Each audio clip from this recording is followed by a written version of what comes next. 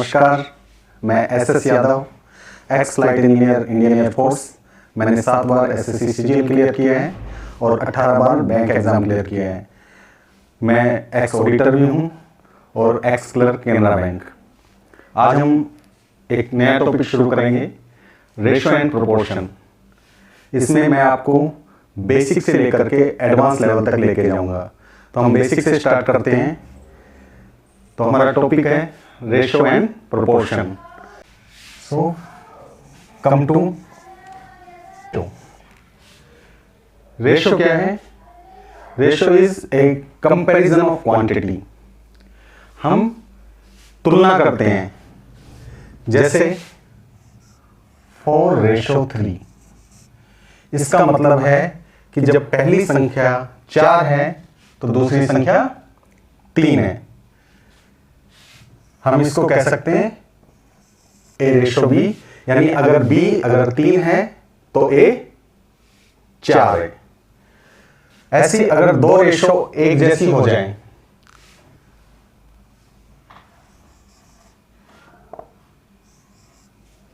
A 8:6, तब हम इनको बोलते हैं कि ये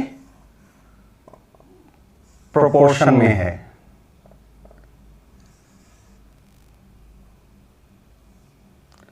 8:6। अब ये प्रोपोर्शन में है, यानी जब 2 रेशो एक समान हो जाती है तो हम इनको बोलते हैं दे आर प्रोपोर्शनल। अब रेशो में हमारी टर्म्स होती है।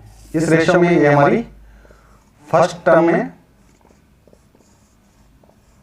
और ये हमारी सेकंड टर्म है। इस टर्म को हम एंटीसीडेंट भी बोलते हैं, एंटीसीडेंट। और सेकंड टर्म को हम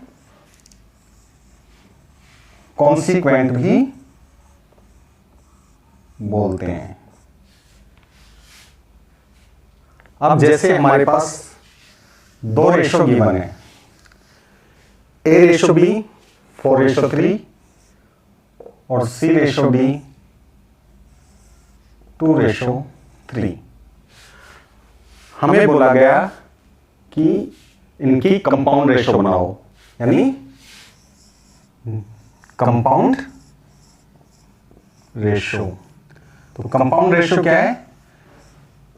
हमें इनके एंटीसीडेंट को एंटीसीडेंट से मल्टीप्लाई कर देना है और कंसीक्वेंट को कंसीक्वेंट से मल्टीप्लाई कर देना है।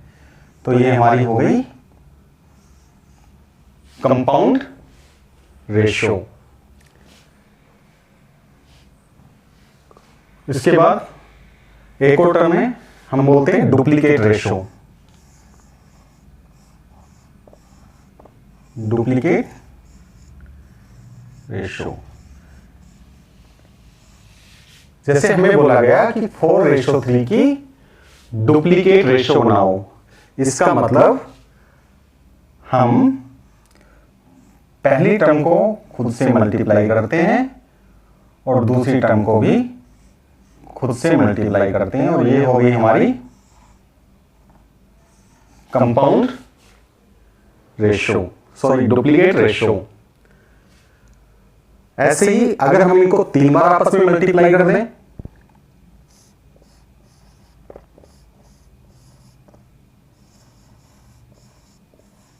तो ये हमारी हो जाएगी ट्रिप्लीकेट रेशो, यानी 4:3 की ट्रिप्लीकेट रेशो हमारी हो जाएगी 4 × 4 × 4 is to 3 × 3 × 3, 64:27। ये हमारी हो गई ट्रिप्लीकेट रेशो।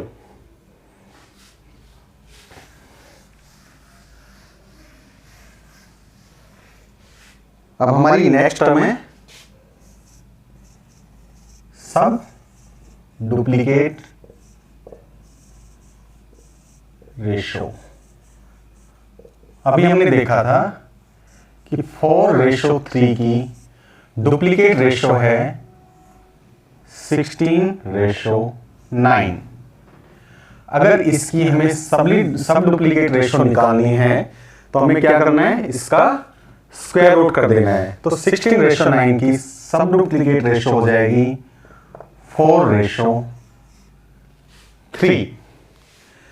ऐसे ही हमने 4:3 की ट्रिप्लीकेट रेशो निकाली थी 64:27। यानी अगर हमें ये रेशो गिवन है और हमसे बोला जाए कि इसकी सब ट्रिप्लीकेट रेशो निकालिए,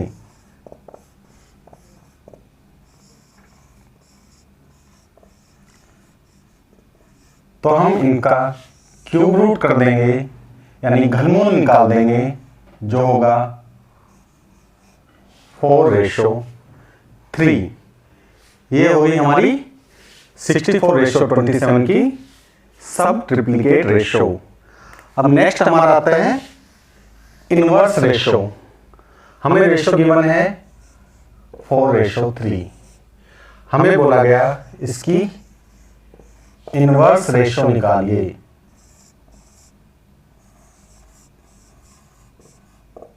इनवर्स रेशो को ही रेसिप्रोकल रेशो भी बोलते हैं।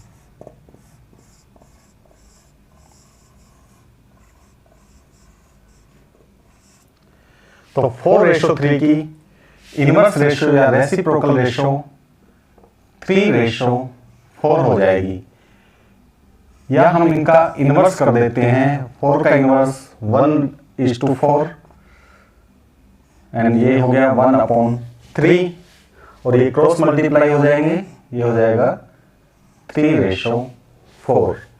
ये हो गई हमारी इनवर्स या रेसिप्रोकल रेशो। अगर दोनों रेशो इक्वल हों, यानी 3:3, तो इसको हम बोलते हैं रेशो ऑफ इक्वालिटी, यानी कि antecedent and consequent both are equal. अब हम एक और चीज देखते हैं, हम रेशो को फ्रैक्शन में भी लिख सकते हैं। जैसे 2:3 को हम लिख सकते हैं 2/3। अगर एंटीसीडेंट कंसीक्वेंट से छोटा है तो हम इसको बोलते हैं लेस फ्रैक्शन, यानी this value is lesser than 1। अगर एंटीसीडेंट कंसीक्वेंट से बड़ा है तो इसको हम बोल सकते हैं मोर फ्रैक्शन या ग्रेटर फ्रैक्शन, यानी कि this value is greater than 1। अब इनसे रिलेटेड हम कुछ छोटे छोटे क्वेश्चंस करते हैं ताकि ये सब और अच्छे से क्लियर हो जाए। तो अब स्क्रीन पे हमारा क्वेश्चन नंबर 1। क्वेश्चन हमारा, find the compound ratio of the following 1:2, 3:5 and 5:9। यानी हमें 1:2, 3:5 एंड 5:9 का कंपाउंड रेशो बनाना है। तो अभी हमने पढ़ा था कि अगर हम कंपाउंड रेशो बनाते हैं तो एंटीसीडेंट को, या कहें कि फर्स्ट टर्म से मल्टीप्लाई कर देते हैं सभी रेशो के से, और सेकेंड टर्म को सेकेंड टर्म से।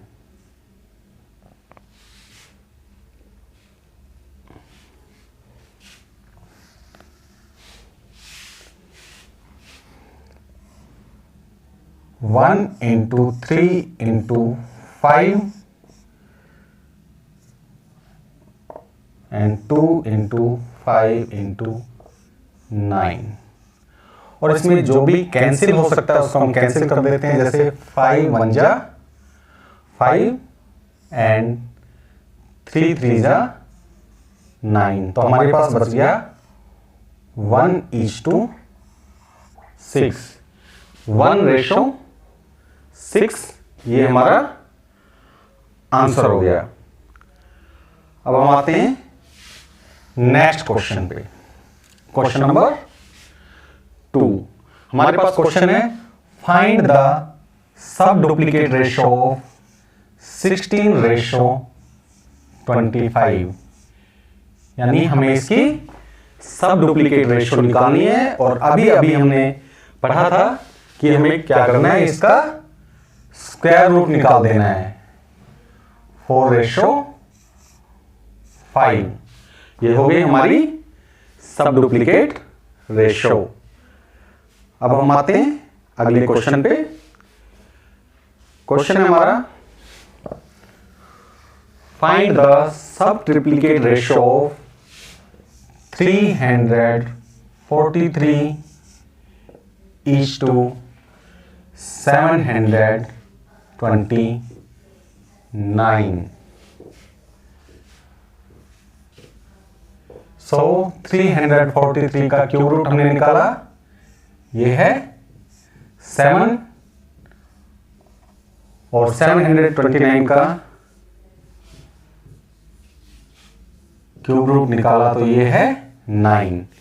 सो 7:9 हमारा आंसर है option C. Now come to the next question. हमारा क्वेश्चन है, फाइंड द डुप्लीकेट रेशो 14:17।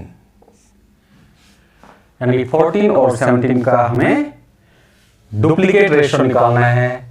यानी हमें क्या करना है, इसका स्क्वायर करना है, या इन टर्म्स को खुद से ही मल्टीप्लाई कर देना है। यानी 14 इंटू 14 रेशो 17 इंटू 17।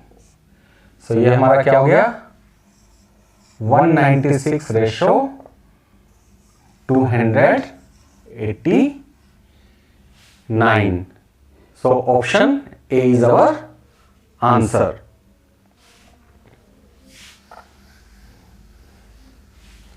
तो हमारा अगला क्वेश्चन है, फाइंड द ट्रिप्लिकेट रेशो 3:5। हमें ट्रिप्लिकेट रेशो निकालनी है, और हमने पढ़ा था ट्रिप्लिकेट रेशो का मतलब है इसका क्यूब कर देना।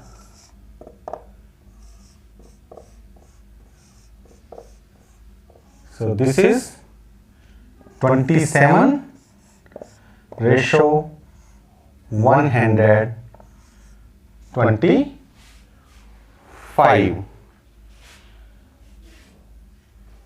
So option A is our answer. Now come to the next question. हमारा अगला क्वेश्चन है, find the fourth proportion of the number 689। Okay, proportion में हमने क्या देखा था कि अगर दो रेशो इक्वल हो तो हम इसको बोलते हैं दे आर प्रोपोर्शनल।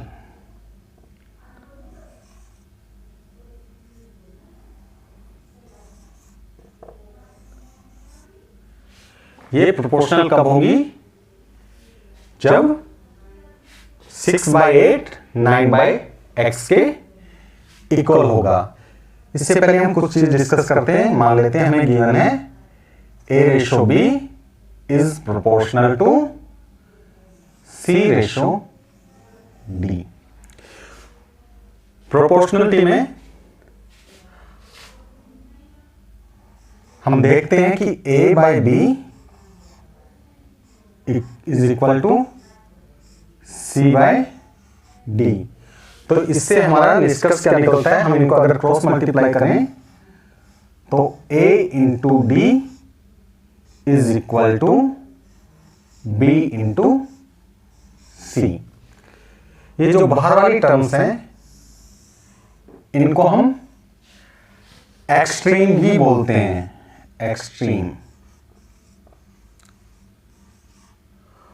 और जो मिडिल में है इनको हम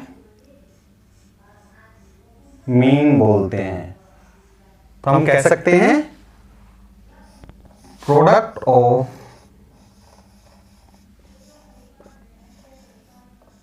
extreme is equal to product of means।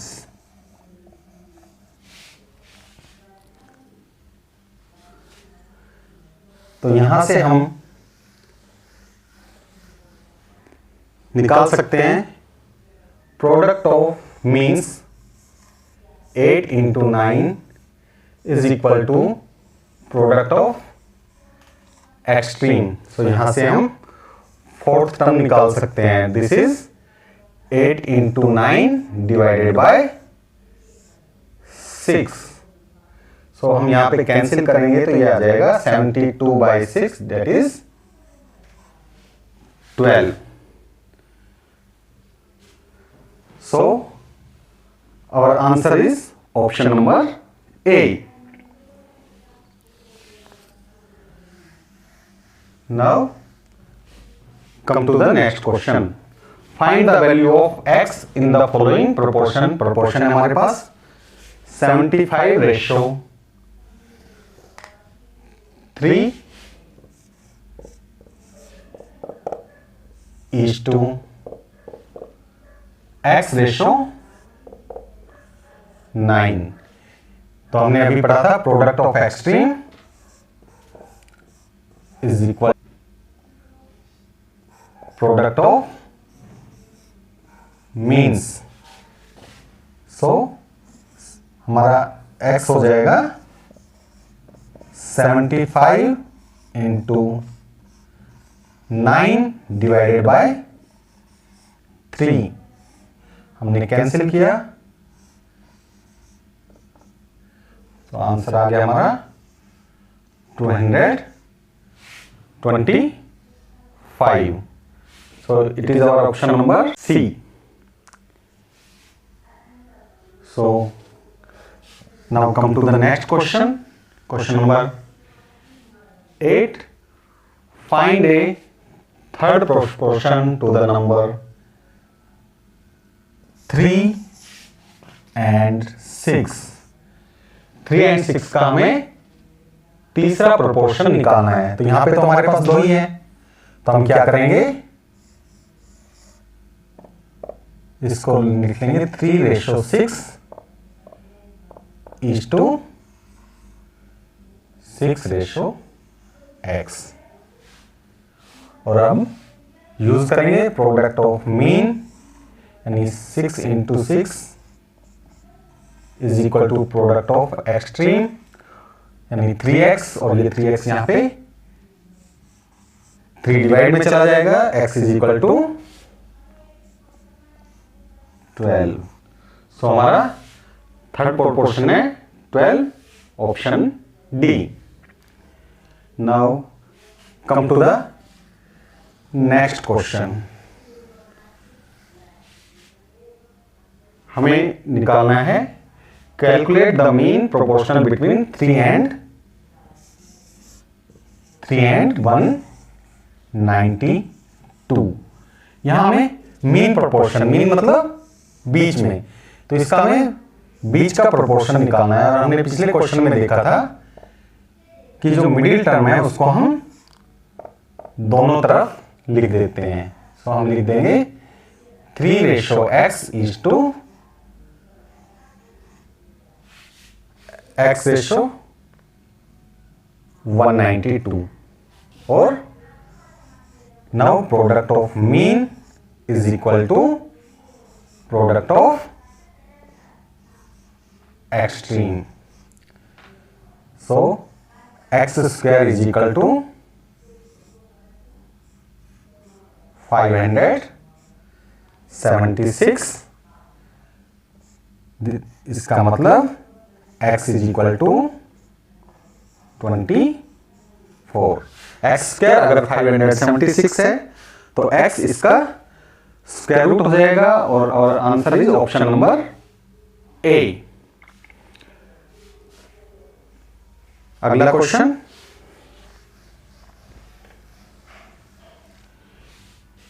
If 30 men can do a piece of work in 27 days। Question कह रहा है कि अगर 30 आदमी किसी काम को 27 दिन में कर सकते हैं, 27 डेज में कर सकते हैं, so in what time can 80 men, कितने समय में 18 आदमी काम कर सकते हैं, do another piece of work that is 3 times as great, जो कि काम जो है वो पहले वाले काम से 3 गुना है, 3 times है।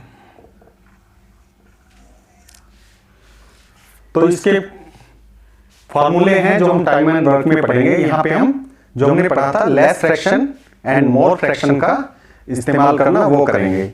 सिंपल सा लॉजिक है, साधारण सा। हमें क्या दिया गया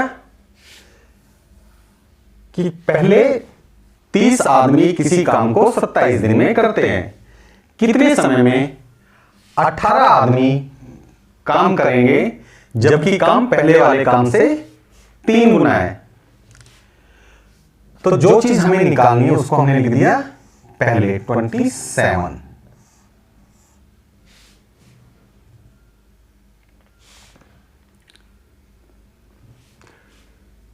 अब हमने देखा पहले 30 आदमी थे, अब 18 आदमी हैं, तो आदमी कम हो गए तो दिन ज्यादा लगेंगे, यानी ज्यादा निकालने के लिए हमें मोर फ्रैक्शन का यूज करना पड़ेगा, यानी ऊपर 30 लिख दिया और नीचे 18। अब एक और चीज हो गई, काम पहले से 3 गुना हो गया, काम बढ़ गया तो दिन ज्यादा लगेंगे, तो ज्यादा वाली वैल्यू ऊपर लिख दी, यानी हमने मोर फ्रैक्शन का इस्तेमाल किया। हमने क्या किया, जो चीज निकालनी थी वो हमने लिख दी।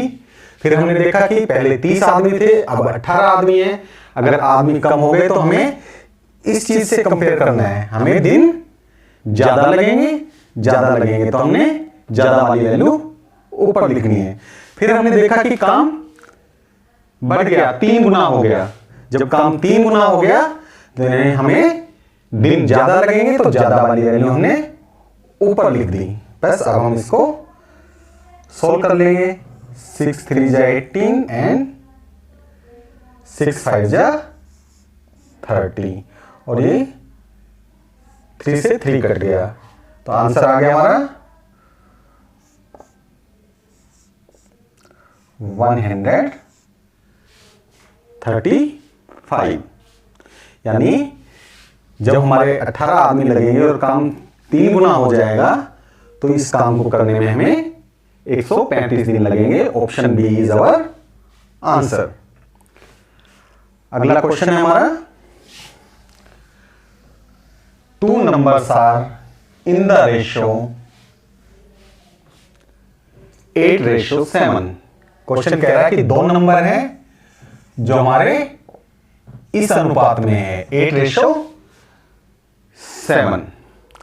If sum of these 2 numbers is 450, अगर इन दोनों संख्याओं का जोड़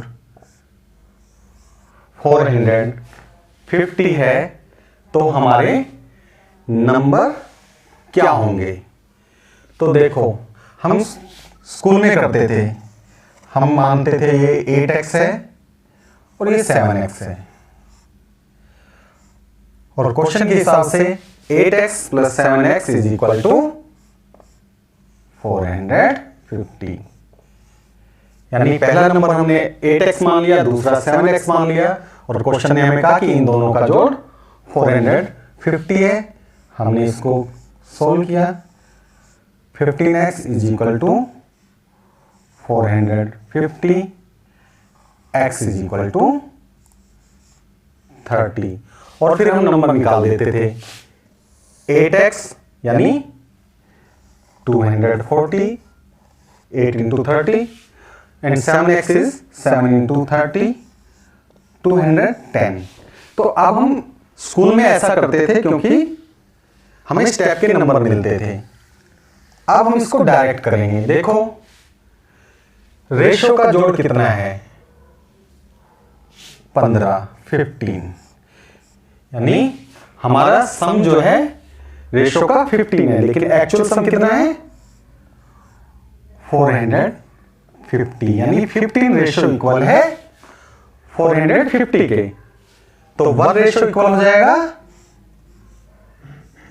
30 के। इसका मतलब 8 रेशो इक्वल हो जाएगा 240 के, और 7 रेशो इक्वल हो जाएगा 210 के। तो हमारा आंसर हो गया 240 एंड 210, ऑप्शन नंबर बी।